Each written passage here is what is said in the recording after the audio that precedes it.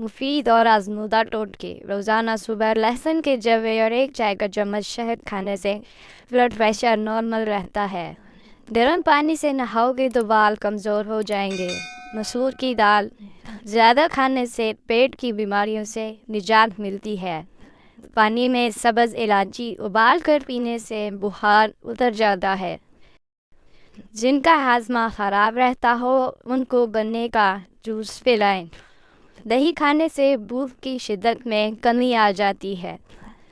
दही कोलेस्ट्रॉल को भी कम करता है और वज़न को भी कम करता है। अगर किसी जगह चिमटियाँ जमा हो गई हों तो थोड़ी मिकदार में आटा छिड़क दें तो चिमटियाँ भाग जाएंगी।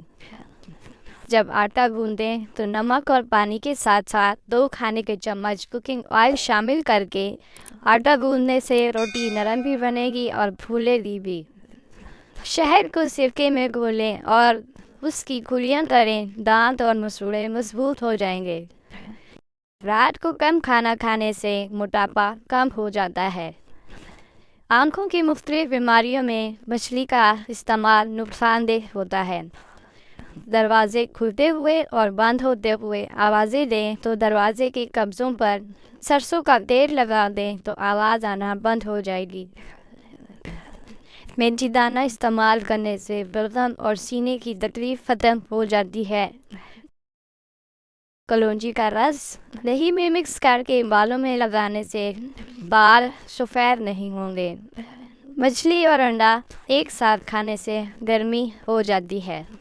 अंडे का छिलका आसानी से उतारने के लिए उबलते हुए पानी में थोड़ा सा सिरका डालें तो उबलने के बाद अंडे का छिलका आसानी से उतर जाता है। नज़ला ज़ुकाम और खांसी के लिए अमरूद मुफीद है।